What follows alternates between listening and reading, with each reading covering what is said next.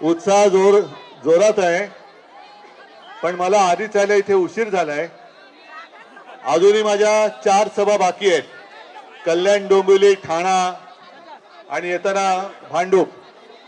आज मी इथे मुद्दामून आलेलो आहे कारण 4 दिवसापूर्वी एक गुंड आपल्या ऑफिसमध्ये घुसला होता.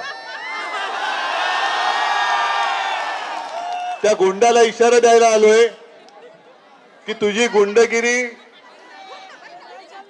सिर्फ 4 दिन की मेहमान है. पुढच्या आठवड्यामध्ये तू रस्त्यावर असणार आहेस आणि महाविकास आघाडीचं सरकार तिकडे मंत्रालयात असणार आहे.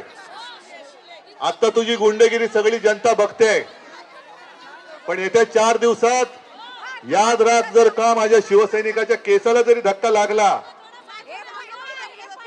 तर मग सरकार आल्यानंतर तुझं काय करायचं ते मी बघतो. आज मी मुद्दामून नसीम भाई साठी इकडे आलेलो आहे कारण इकडे सुद्धा आपल्या समोर कोण उभा आहे? गद्दार, ज्याला गेल्या वेळेला आपण निवडून दिला होता आणि त्यांनी केवळ माझ्याशी नाही तर तुमच्याशी सुद्धा गद्दारी केलेली आहे. दुर्दैव आपलं की आपण त्याच्यावरती विश्वास ठेवला होता. मला अजून सुद्धा आठवतंय की जेव्हा मी वर्षा बंगला सोडला आणि मातोश्रीकडे निघालो, मी गाडीत बसलो होतो, मला कोरोना झाला होता. त्यावेळेला हा गद्दार तोंड घालून रडल्याचं नाटक करत होता. साहेब मी जाणार नाही, साहेब मी जाणार नाही. आणि दुसऱ्या दिवशी पाय शेपूट घालून पळाला. हे शेपूट घालून पळणारे हे नामर्द असतात, गद्दार असतात. आज गद्दार तिकडे गेले तरी इकडे बघा केवढी सगळे मर्द उभे राहिलेले आहेत माझ्यासोबत. आणि नसीम भाई, तुमचा विजय नक्की आहे. आजपर्यंत आपण लढत आलो. फक्त इकडे सगळे झेंडे दिसत आहेत बघा. शिवसेना आहे, काँग्रेस आहे, राष्ट्रवादी आहे, अगदी माझ्या बौद्ध समाजाचा सुद्धा आहे, आरपीआयचा सुद्धा आहे, समाजवादी आहे, सगळेच आहेत.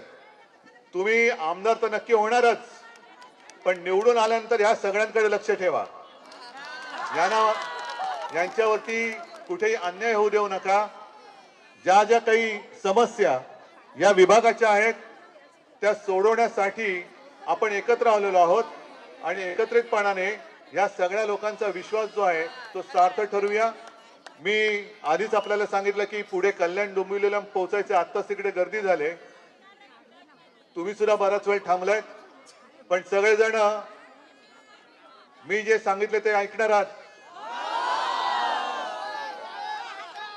शिवसैनिक हा दिलदार आहे. शिवसैनिक कधी पाठून वार करत नाही.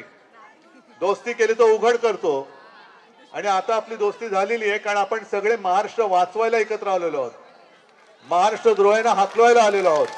म्हणून सगळ्यांनी न चुकता नसीमभाईंची निशाणी काय, बस हाताच्या समोरचं बटन दाबायचं आणि नसीमभाईला विजयी करायचं. आणि त्याच्या विजयाची जबाबदारी मी आपल्यावरती सोपवतो आणि तूर्त आपली रजा घेतो. जय हिंद, जय महाराष्ट्र.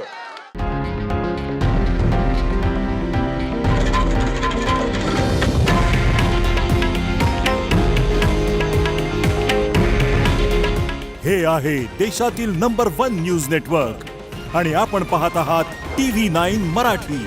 काळजी तुमची, हित महाराष्ट्राचं.